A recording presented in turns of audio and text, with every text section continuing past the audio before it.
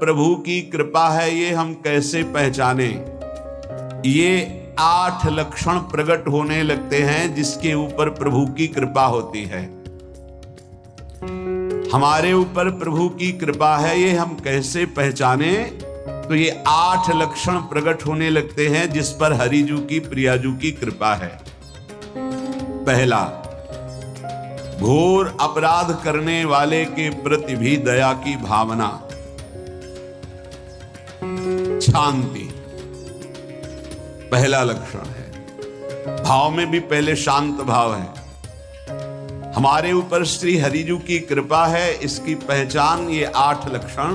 पहला, शांति, अर्थात घोर अपराधी के प्रति भी गुस्सा ना क्षमा करना, ये हरि की कृपा का लक्षण है। देख लो भाई, घोर अपराधी शब्द तो जाने दो, जरा सा प्रतिकूल हो जाए तो लाख समझाओ पर भ्रकुटी तनी रहती है।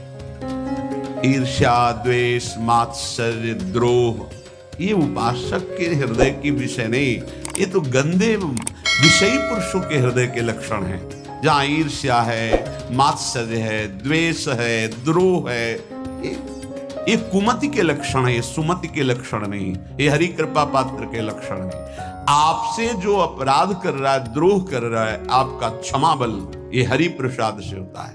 शांति, क्षमा बल, शांति, सह गया, क्या करूं, सहना ही पड़ेगा क्योंकि भगवत मार्ग में वो ऐसा नहीं होता। शांति, बुरा ही नहीं लगा, हरि कृपा पात्र को बुरा ही नहीं लगा। उमा संत के यही बड़ाई, मंद करत जो करे भलाई, ये सीधा शांति की व्याख्या है। अपने यहां मंगल गान में करत जे अनशहन निंदक तिनहु पे अनुग्रह कियो, ये है हरि कृपा, ये है आचार्य कृपा, गुरु कृपा। अपराधी पर भी क्षमा का भाव होना, भला ऐसा है, अपराधी पर भी क्षमा का भाव होना, ये हरि कृपा पात्र में ही होगा, अन्य में नहीं। तो अगर अपने हृदय में ऐसा लगे कि ऐसा नहीं है तो हरिजू से प्रार्थना करनी चाहिए कि कृपा करो मेरे में सामर्थ्य आवे।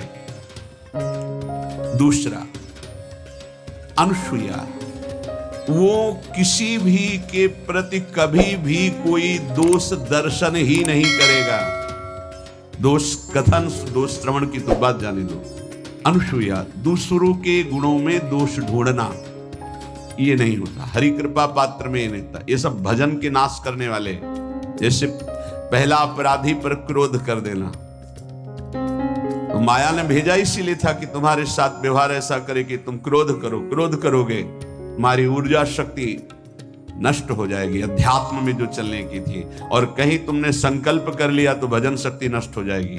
तो अगर भजन बल है तो गया, जरूर उसको दंड मिलेगा, पक्का मिलेगा, 100% मिलेगा, लेकिन आप खाली हो गए। ना भजन करने की वृत्ति रहेगी और ना भजन रहेगा, दोनों बात। अनुसूया, किसी के सद्गुणों में दोष देखना, गुणों में दोष ढूंढना, ये हरि कृपा पात्र में नहीं होता।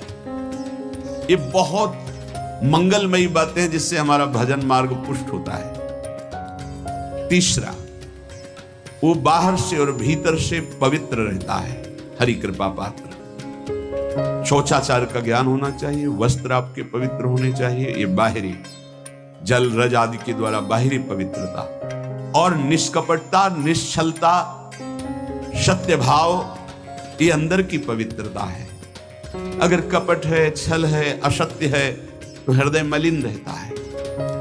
भीतर और बाहर से पवित्र रहना, इसमें खास बात क्या है भीतर और बाहर से पवित्र रहने में? भीतर और बाहर से सदैव पवित्र कौन रह सकता है? तो बोले जो पुंडरीकाक्ष भगवान श्री हरि का, प्रियाजू का स्मरण करता रहता है, वो शवायाभ्यंतर शुचि, वो बाह्य और अभ्यंतर दोनों से पावन रहता है। तीसरी जो कृपा का लक्षण है, अर्थात वो सदैव भगवत चिंतन परायण, शौचाचार का पालन करने वाला, बाहर और भीतर से हरि कृपा पात्र पवित्र रहता है।